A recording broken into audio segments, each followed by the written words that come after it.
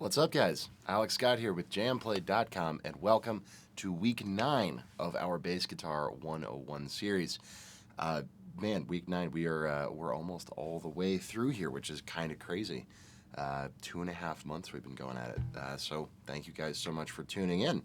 The last couple of weeks, we have been talking about bass lines and their kind of different forms, I guess. We talked some about walking bass lines, about pedaling bass lines was the big topic last week. And we had that cool kind of rock track for pedaling through a thing in D, which was a ton of fun. This week, we are sort of summarizing all of that and moving forward just a little bit. And it's going to be kind of interesting because the exercise that we have this week and the backing track are a little bit simpler than the stuff that we've been doing, but it's all going to kind of tie in together, and we're going to be talking a lot about kind of the role of the bass in a band and really locking in and grooving with drummer, with a backing track, and I'm just kind of summarizing it all up. So, like I was saying, we were talking about walking lines and how that's, really just driving the root notes of whatever chords the band is playing and kind of focusing on that, the one note and moving it along with everything else that's happening, as opposed to the walking line, which is kind of gets back into the scale and triad and chord stuff that we were talking about clear back kind of in the middle of the course. Walking lines outlining these chord shapes, right? But consistently kind of walking along and, lots of quarter notes, just kind of a consistently moving thing. Well, this week we're going to be playing in a whole new key also, which is going to be interesting. So we're going to be in the key of G sharp or A flat, which is going to be our 4th fret on our E string, is we're going to be kind of basing everything out of. And the backing track is sort of I like to think of it as a Michael Jackson kind of a knockoff. It's an 80s pop kind of a jam. And it's actually has a drum machine as opposed to a real drummer, which is going to help us to focus on really, really locking in our notes and locking in our time, locking in our feel to a little bit of a stricter grid than we're used to with some of the real drum tracks that we've been using before. So let's just go ahead and dive right in. Let's take a look at our notation for today. And you guys will kind of start to see what I'm talking about with this simpler approach to a bass line and kind of get into this discussion of what our role is in a band, so to speak. Can we get that notation up real quick? Boom, there we go. So like I said, we're in key of G sharp or A flat, right? So that's going to be 4th fret E string. Now we call it G sharp or A flat if you guys are not familiar with the difference in that kind of naming. We have our G, right, 3rd fret, then we have our A. So depending on how we want to write our scale on the notation, it's either a G sharp or an A flat. And that just, it kind of falls into, do you want to write it A flat, B flat, C, D flat, E flat? Do you want to use flats, or do you want to write it as G sharp, A sharp, C, C sharp, D sharp, etc.? And that's kind of a personal preference thing and gets a little bit into key signatures and other stuff. So not something that you guys need to really, really worry about, but just know we're starting on, you can either think of it as a G flat a G sharp or an A flat. So again, this exercise is super, super simple. We're also incorporating a bit of a new rhythmic element here, and that is a dotted note. Okay, now we haven't really seen these yet. We've done our half notes, our quarter notes, and obviously last week with the pedaling exercise, we got into our 8th notes. Well, this week we have dotted quarter notes and regular quarter notes, and all a dot next to a note like the one that you're seeing on screen there. All that means is that you are taking your quarter note and you're adding half of its own value to the duration of the note. Okay. So instead of holding it for just one beat, we're holding it for a beat and a half, a quarter note and an 8th note sort of sandwiched together. So if we take a look at our first bar, we're going to be they're written as quarters, but again, because of these dots, we're going to be holding them for just a touch longer. So if our tempo, here, let me pull up a metronome real quick, actually, so you guys can, I'll make it a little bit clearer. Slow that down a little bit. So obviously at this tempo, if these were quarter notes, 1, 2, 3, 4, 1, 2, 3, 4, straightforward enough. But because they're dotted quarters, we're holding them, we're adding that little bit of an extra eighth note. So the second note is actually going to start on the and of the second beat. If we're thinking about 1 and 2 and 3 and 4 and, first note's going to start on the 1, the second note is going to start on the and of 2, as opposed to on the 2 if it were a normal quarter note. So you end up with this. Boom, boom. 1 and 2 and 3 and 4 and 1 and 2 and 3 and rest in. 1 and 2 and 3 and rest in. Again, we're taking quarter note, adding half that value, an eighth note, and holding it for essentially it becomes kind of like 3 eighth notes all tied together. So that's the kind of the rhythmic pulse for this whole track. And this really gets into sort of what I was kind of starting to mention at the beginning and thinking about the role of the bass in the band and just reflecting on the fact that since we are, that foundation, we are a little bit kind of further back in the mix. We're not up front and we're not a major focus of what's going on in the band, and we're more kind of the glue holding everything together, driving the bus, so to speak. There are a lot of circumstances where something like a pedaling bass line might even be a little bit too busy for the music at hand, or a walking bass line, or a riff-based bass line, as we were kind of talking about a little bit. And there's a lot of times as a bass player where you want to just totally sit back and play as simple as possible and leave a ton of space. And that's kind of what this exercise shows us, is a context where you playing a bunch of notes, even just something as simple as pedaling our A flat, is almost inappropriate. It doesn't quite make sense with the track at hand.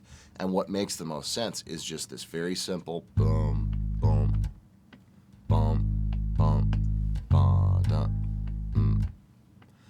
tons of space, leaving everything very, very open. So, getting a little bit back to this tablature here, our notation. First bar, rest. Then our second bar, same pattern. A flat, then we go down to our second fret and we play a normal quarter note. And the timing works out to where you have your 2 dotted quarters and then your regular quarter. Works out to be, even though it looks like there's 3 quarter notes in the bar, it works out to be 4 counts. Because you go 1 and 2 and 3 and 4 and, which fills up the whole bar. So that is our main shape.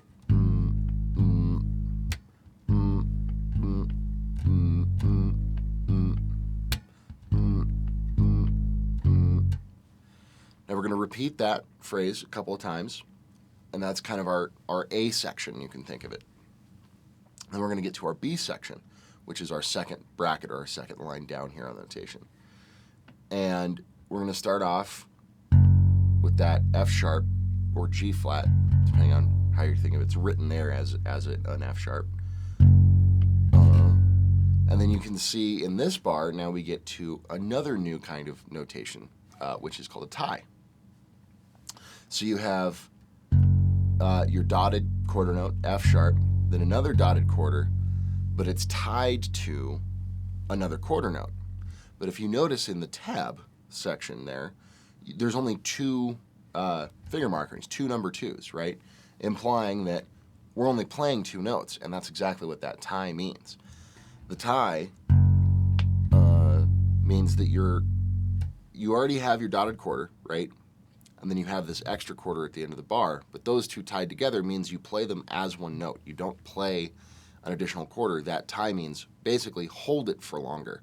Hold it for the value of the note that I'm tied to, which you'll understand as we play through. But, excuse me, this bar is going to sound very, very similar, but you just are going to hold that second note out longer because it's tied to that last quarter note. So 2, 3, 4. Hold it. Then you move down to your open E. F sharp, G sharp, G sharp, rest. G sharp, G sharp, F sharp. And that's going to be our kind of chorus idea, right? Or our B section. So here, let me pull up our metronome again here. And 1, 2, 3, 4. Hold it. Walk back up. Rest. And we repeat it.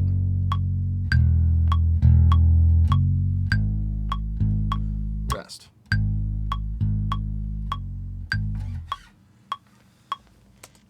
So that's going to be kind of our B section idea. And you'll probably notice that the line beneath that, the bracket beneath that, just has a whole note rest and then is completely blank. That's because in the middle of this backing track, there's going to be a section where we actually totally drop out for 4 bars, and we're not going to play anything. And you'll notice that the kick drum also in the backing track stops, and it kind of gets sparser and simpler for this little 4-bar section.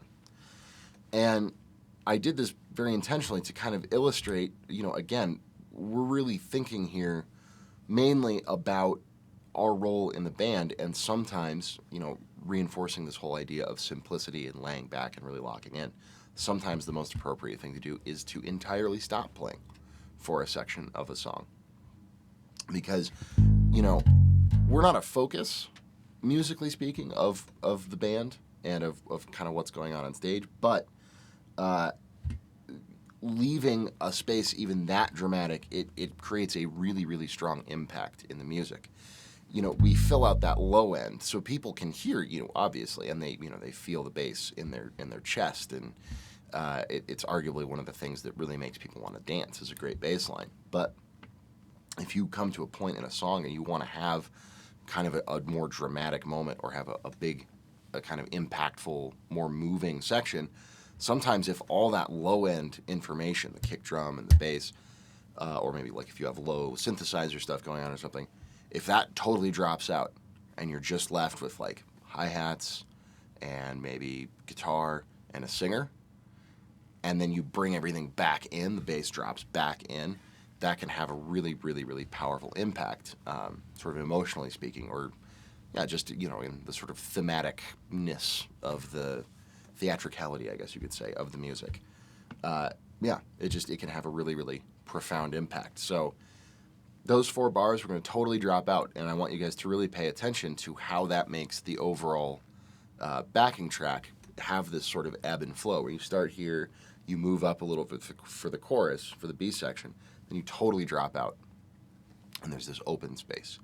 And then after those 4 bars, as you see, it's just the next line down, we're going to come back in with basically our A section pattern, but we're never going to play our F sharp.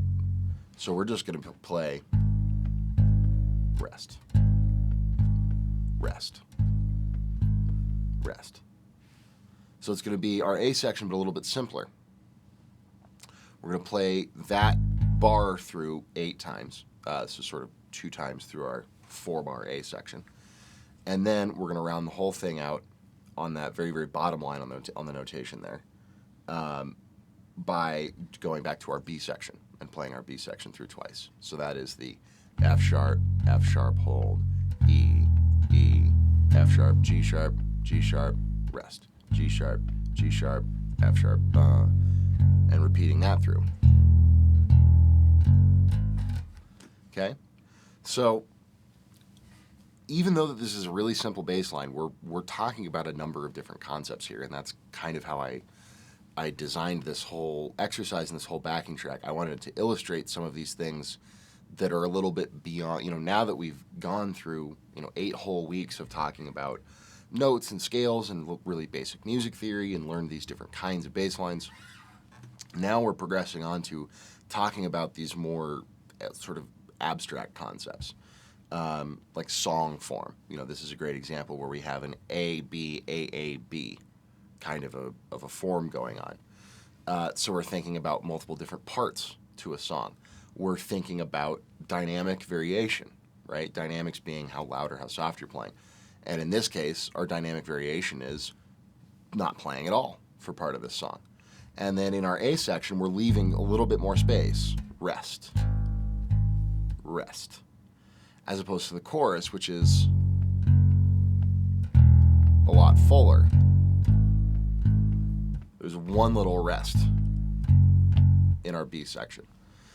So, and again, this all goes into, again, talking about our role in the band and how the notes that we choose and all this stuff can really help to guide the overall sort of shape and the overall form of a song.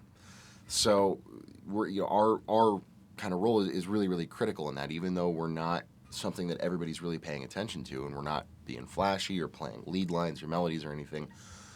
Our subtle, the subtle changes in what we do and sort of the notes that we choose and the kinds of bass lines that we choose to play and how much we're playing, how many notes we're playing, how much space we're leaving. People don't, inherently hear it and they don't say, oh, wow, this is a great bass player because he is playing a simpler bass line during the verse and a more complicated bass line.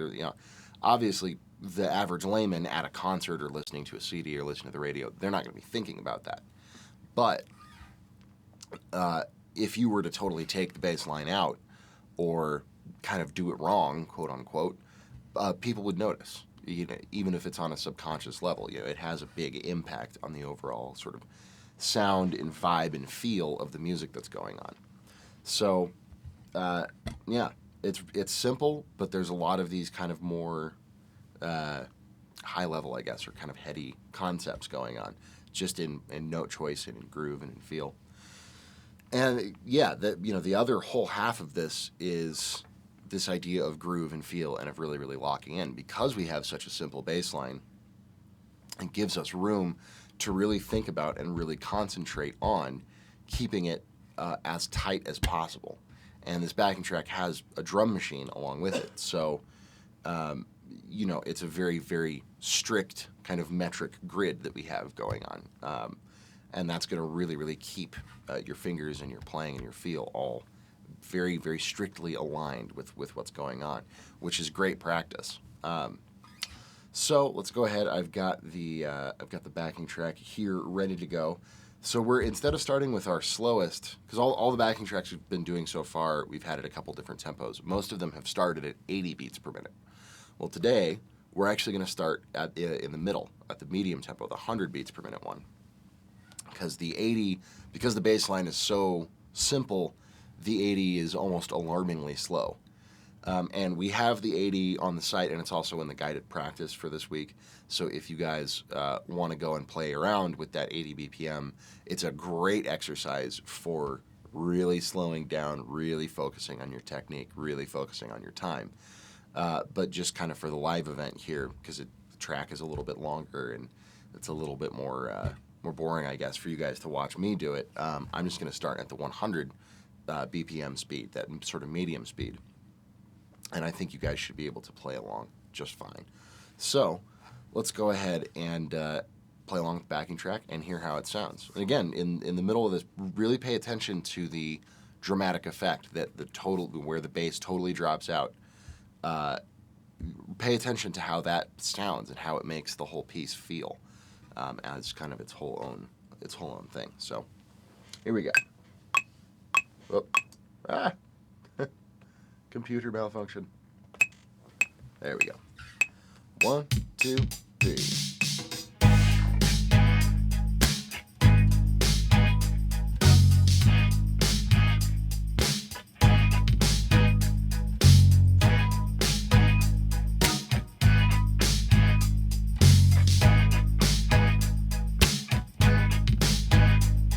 Section.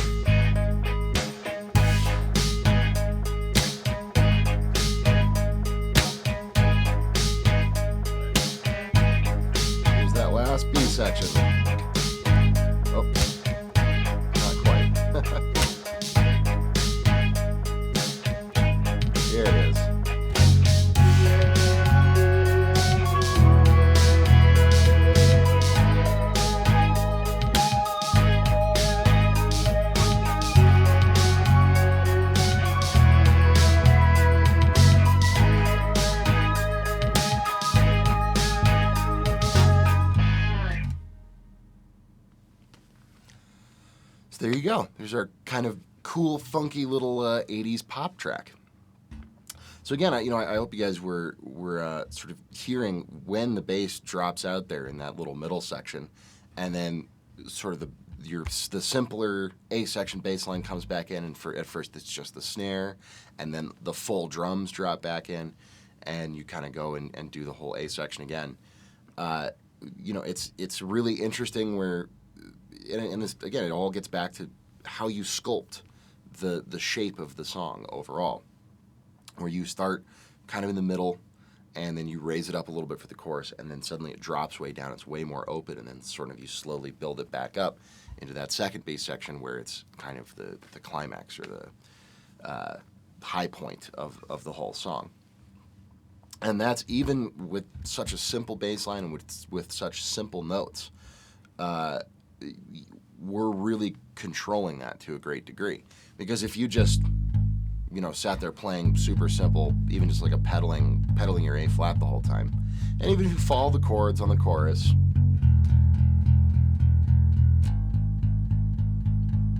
if you didn't do that dropout and you didn't leave that space and you didn't play this simple line, the whole song would get really boring.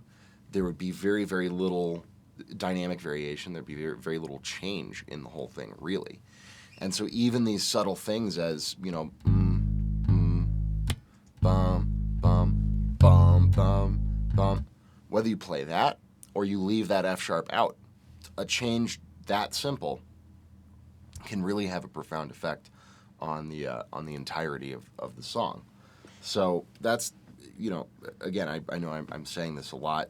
I've always said this a lot, but just thinking about the role of the bass player in the band and kind of the job that we have and how we serve the music as a whole is so critical in this whole scheme of everything that we're talking about in these lessons. So, that's our backing track and our exercise for today. What I'll probably go ahead and do here, we're going to transition into our Q&A here in just a minute. So if you guys have any questions about any of the stuff that I'm talking about, any of the stuff having to do with the notation or this exercise, this backing track, or any questions about bass or just music in general, whether it's recording or gear, technique, really anything, we're going to move on and get to you guys' questions in just a second. While you guys are sort of thinking about that or typing it up, or if you guys just want to play along with me again, I'm just going to run the backing track one more time. You guys can kind of watch, my technique and how I'm doing everything. And, again, really paying attention to the groove, paying attention to all these dynamic changes and this whole shape idea that we're talking about. And then once I've run the track again, we can go ahead and move into getting to some of you guys' questions. So, yeah, pull up the notation one more time here and pull up the track, and we'll go ahead and run it through. Like I said, stick those questions over in the chat box, and Captain Chris with me here will get them up on screen, and we can do our two-way thing. So here we go. 1, 2, 3.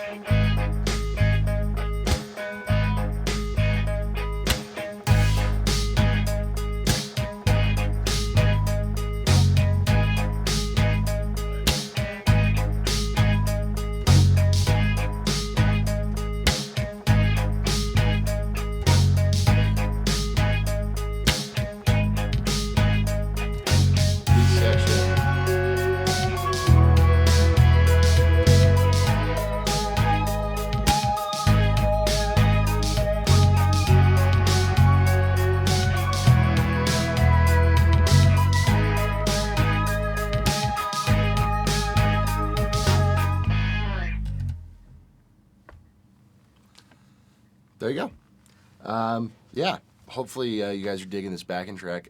This is one of my personal favorite ones. This is actually a track that I used or originally created in my beginning bass concepts series, the on-demand course that we have over on Jam Play. So this is kind of pulled from there, from a very similar lesson to everything that we're talking about here today. But I thought it was very, very appropriate to bring into this course, given that it's a beginner course as well, and you know it's really the whole point of the track is just, again, to reinforce all this stuff that I'm talking about, just keeping in mind what's appropriate for the music, keeping in mind your job as a bass player in the band, holding everything together, helping to sculpt the dynamic and the overall sound of a song. That's really what we do as bass players. That's why bass is a little bit different from learning guitar in that regard. You know, guitar, it's very chordally based, or if you're playing lead guitar, you know, it serves kind of a very specific purpose. Not to say that it's not amazing or cool or really, really important, because it is all of those things. It's just a different mental approach. You know, a lead player writing and playing melodies and harmonies and kind of stepping out front and being that soloist element. You know, that's a very specific focus, whereas as a bass player, we are, you know, rhythmically keeping with the drummer, we're melodically and harmonically, we're keeping with the rest of the band, we're listening to everything else that's going on, and we're trying to, using, you know, just one note at a time, build this kind of foundation that helps everything, all the different pieces of the band, all tie in together. And then at the same time, we're thinking about the song as a whole and how it needs to be sort of sculpted and shaped so that it makes the most sense and has the most impact on the listener. So we have a lot going on over in bass world, I guess, which is a fun challenge. That's one of the many things that drew me to bass, is kind of the challenge of keeping track of all that kind of stuff. So yeah, let's go over. Hopefully we've got a couple of questions going on over in the chat box there. We do have a couple of questions. Excellent. The first one wasn't a specific one that came in, but there was some discussion earlier about what the pros and cons of flat wound strings would be. Oh, sure. And I wondered if you could, I know you touched on that a couple weeks ago, but maybe you could touch Definitely. on it again. Yeah, oh, certainly. So flat wound strings, if anybody watching doesn't quite know what they are, like the strings I have on this bass right now are round wound strings. So basically you have a wire core, sort of a filament, and then a round wire, a second wire, is wrapped around it in sort of wound around it in a helix, or however you want to say. Round wound strings are very sort of bright, as you guys can hear with these. There's a lot of high frequency.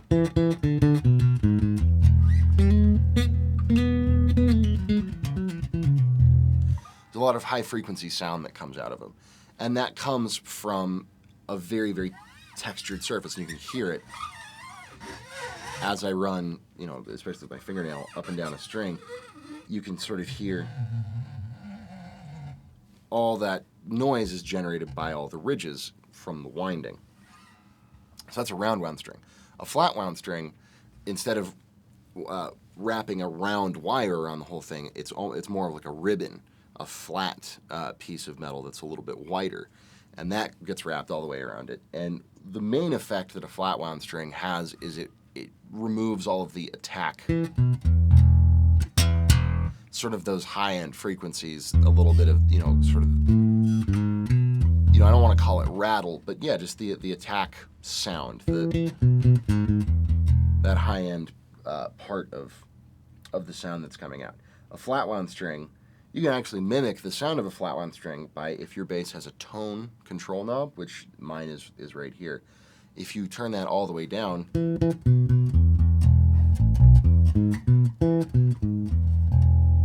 if you guys can hear at home, that's much mellower sounding, sort of duller sounding. There isn't as much of that high frequency. So with the tone control all the way up,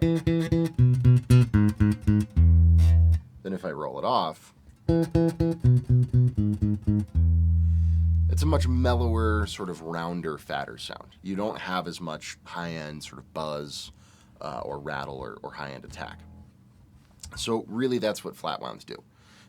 is they give you a bigger, warmer, more low-end focused sound and take away some of those high-end attack elements, which, if you're a player who's playing a lot of Motown or a lot of jazz or a lot of like old school blues or something, flatwounds can be awesome. They feel really nice to play on, and they have that really big, fat, warm, round, low-endy tone. However, if you're playing modern rock or hard rock or metal, or you're doing a lot of like slap stuff or funk, funk, I could kind of go either way with flatwounds, but if you are looking for that real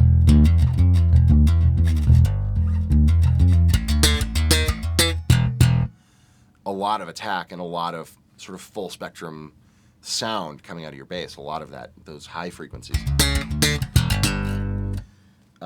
then flatwounds are not going to quite be as much the way to go. So I think of it usually as a stylistic thing. If I'm going to go and play an old like doo-wop Motown gig, I would totally bring a bass with flatwounds. If I'm going to go and play, where something I know I'm going to be doing a lot of slapping or a lot of like more modern rock stuff,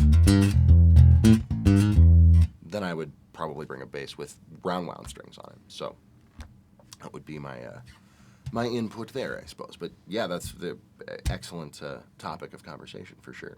All right, great. This one is from Gelpack. Indeed. Howdy, Gelpack. How are you? And the question is, when following along a music chart and I see a sus4, for example, I would normally play just the A. Should I be playing the entire sus4 chord? Since the guitars and keys are playing A sus4, should I be playing that as well? Sure. Well, thank you very much for tuning in, Mr. Gelpack. Good to see you. And very, very good question.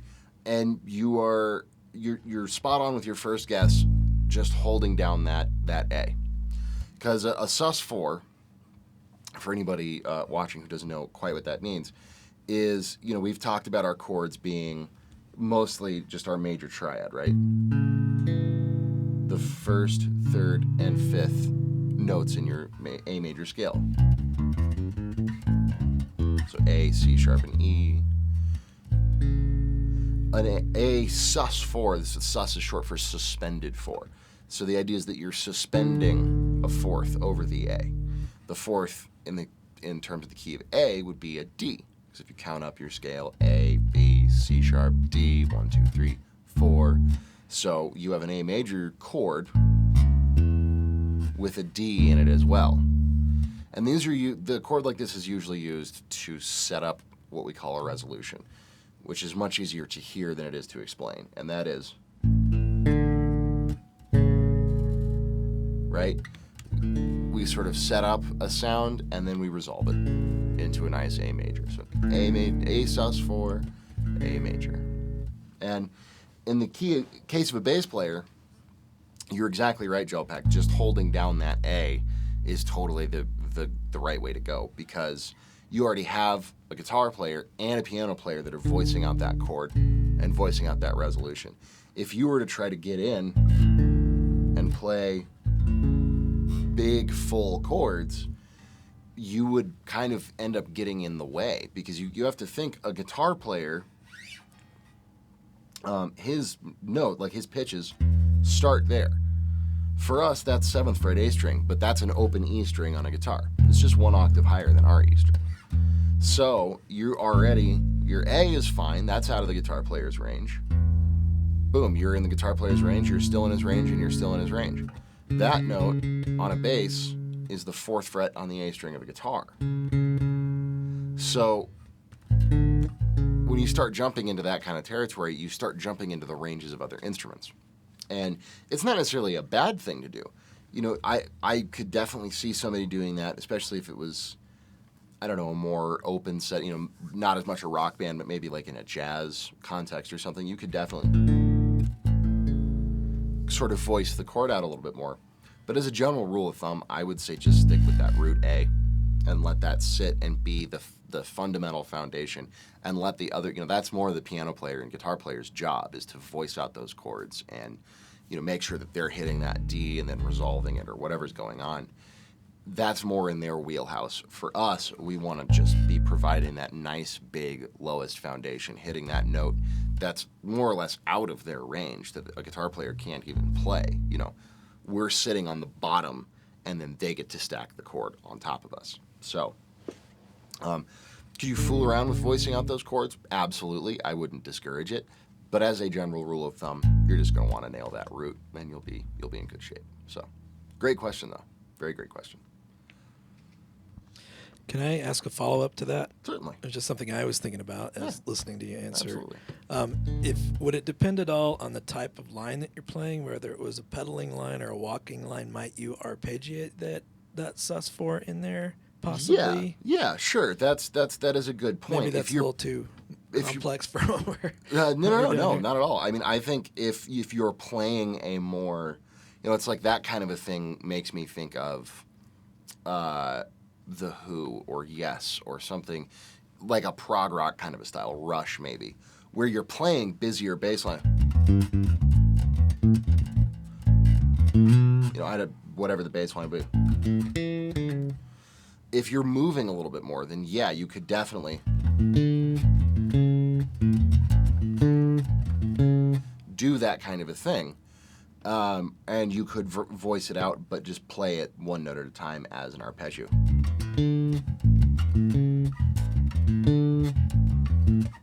Yep. That could totally make sense. And if again, this even ties back into the whole lesson today. It's all about the context of the music that you're playing in. It's all about what the song needs. If the song is a crazy like prog rock thing or a fusion thing or something, and you're playing a big, really busy bass line, tons of notes, then yeah, totally voice out those chords. I'm just saying more as a general rule of thumb, if it's simple pop rock, singer-songwriter, blues, alternative, anything like that, you're going to be more focused on the root. But it is all in context, so it's a really great point, Chris. Thank you. All right, our next one is from CT Guitar. Hey, CT. What's up, buddy? And the question is, would part of that rhythm in the exercise be called a push? Definitely. That is definitely a term that we use to describe a pushed eighth, is what I would call it. So, yeah, and that's CT's just referring to the 1 and 2 and 3 and 4 and 1 and 2 and 3 and 4. And that gets into a concept that I'm actually going to be talking about a lot in my next live course, the Funk It Up bass course that's going to be coming to you guys here once we're wrapped up with Bass Guitar 101, is this idea of syncopation, okay? Which is kind of a crazy sounding word if you've never heard it before. But it's just this idea of focusing on the off parts of your rhythms instead of focusing on the beats and 3 and 4 and 1 and 2.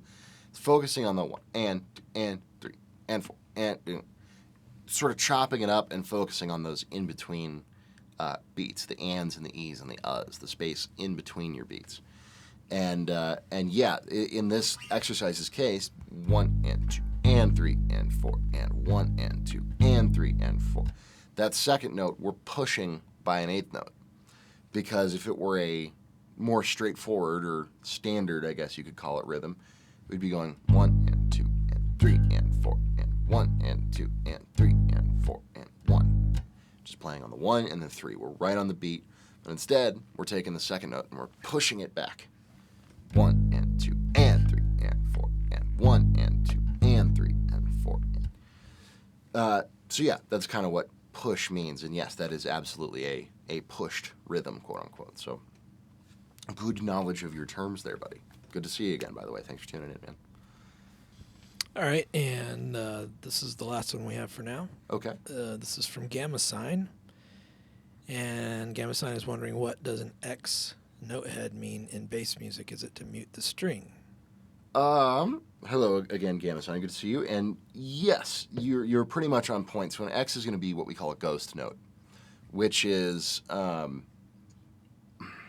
do I exactly define a ghost note? It's staccato, if you guys know what staccato picking is. So even if it says it's a quarter note, it's picked very short. It's not, if our tempo is 1, 2, 3, 4, a quarter note is going to get hold, rest, hold, rest, hold, rest. If it's written as a ghost note, It's very muted. It's picked very quickly. So what I usually think of in terms of ghost notes is like if I were playing a funk bass line.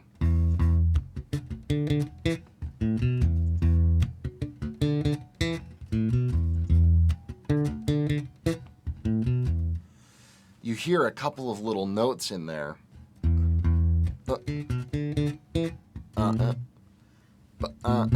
The little just muted kind of space fillers.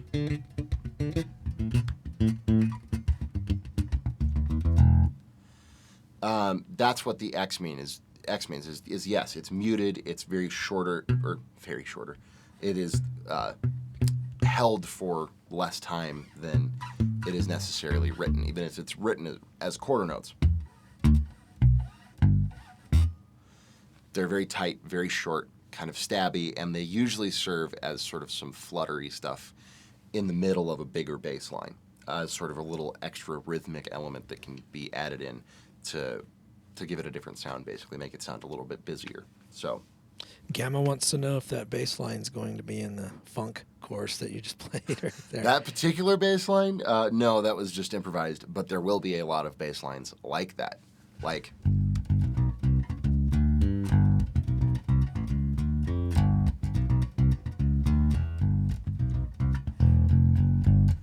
That one will be in 2 of the funk course lessons, actually. But there are a ton of really, really cool funk bass lines that are going to be in that whole course. The funk course, I'm really, really excited about it, actually. I had a ton of fun writing the stuff. Because a lot of what I do professionally, like as a gigging player, is funk and funk rock and kind of jammy, funk stuff. So it's a realm that I'm very familiar with and very experienced in, so I got to have a ton of fun creating a lot of both old school and new school bass lines for you guys. So definitely looking forward to getting into that.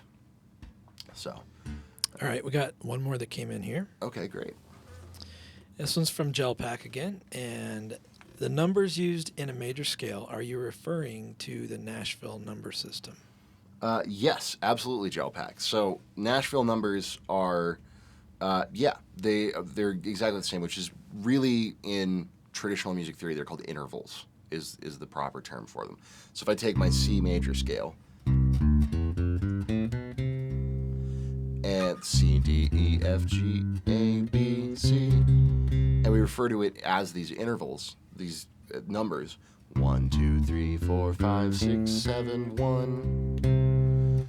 The Nashville number system, and this gets a lot more into song form and chord progressions. But basically, if you're in the key of C and you have a chord progression that goes C, F, A minor, G.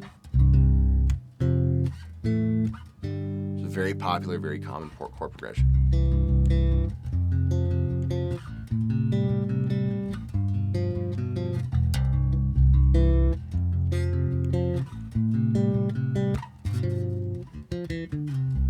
Right? Instead of having to sit down and write out C major, F major, A minor, G dominant, and then let's say somebody else is like, oh, well, I know that song, but I play it in the key of D.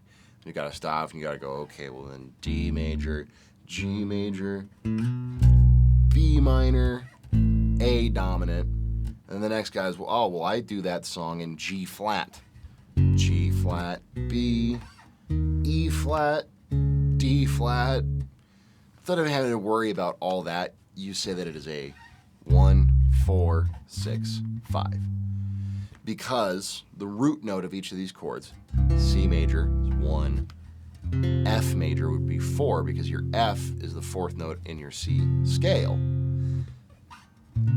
6 minor, your A minor, is the 6th of C. 1, 2, 3, 4, 5, 6. And then your G is your 5th, right? So it's a 1, 4, 6, 5. And this is a really easy way to break stuff down. And like I deal with this all the time when I'm out playing gigs. Because I will absolutely, I know tons and tons of tunes, but I might play a Bill Withers tune in one band and they play it in the key of E. and then I go and play with a different band and they play it in the key of F, and then I play with a different band and they play it in the key of D. And so instead of having to sit there and relearn a whole song in a different key, I never think of it as being in one particular key. I think of it in terms of intervals. So when I think of, what's a good example? 12-bar blues, like Johnny Be Good. I don't think of it, I think the original key is A on the original record, but I've played that song in every key imaginable. A flat, B flat, C, C sharp, E, F.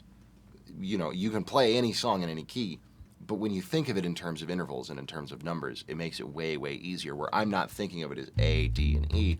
I think of it as 1, 1, 1, 1, 4, 4, 1, 1, 5, 4, 1, 5. And I can take that set of numbers and apply them to any key, and I can play the song. I don't have to worry about the notes. I don't have to worry about scales and keys and chords and all this stuff. I just know the shapes, and I know the intervallic relationships. So I can take a 1, 4, 5 progression and play it in A sharp, B, C, C sharp, D, D sharp, E, etc., etc., etc. It doesn't matter where I am on my bass. It doesn't matter what key I'm in. I always know what's going on with the song because I'm thinking of it in terms of numbers, as opposed to having to transpose and think, well, if it's C, F, and G when it's in C, then what is it in C sharp? Well, C sharp, F sharp, and G sharp. What is it in the key of E flat? E flat, A flat, and B flat. Even like I even have to think for a second about what's the 6 of an E flat is a C, but I have to sit there and think about it, as opposed to just going, here's my 1. I know, there's my 6.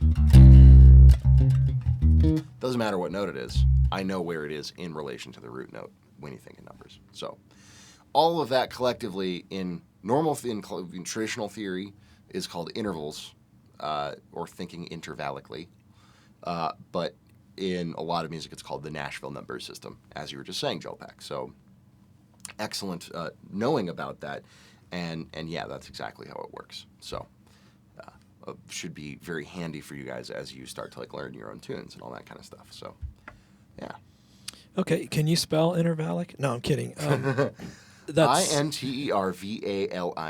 Oh, very good, very good. That's actually all the questions that we have. Okay, cool. And I think that's about time. Yeah, yeah. Yep, we're approaching that time here. Yeah, so. definitely cool. Well, hey guys, week 9. We only have 1 week left, which is, again, it's always kind of surreal, just for me doing the instruction side of things here, because we start these courses and I like go through, I make all the stuff, I write all the exercises, I make all the backing tracks, and then we come in and it's just like a weekly thing, and we get to all kind of come together and hang out. And so when we get to the end of it, because it's pretty long, we've been here for 2.5 months, it's always kind of a trip, because it's like,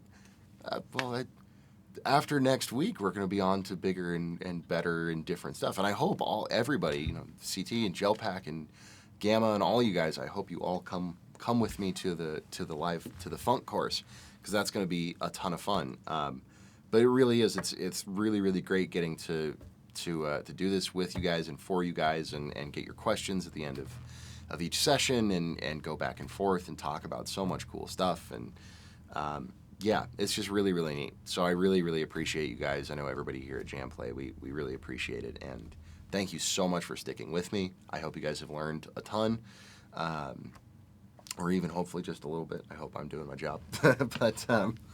But yeah, week 9, we got week 10 left. Next week is going to be an even bigger, kind of fuller ABAB song form, so that'll be a lot of fun. And then you guys will be graduated from Bass Guitar 101.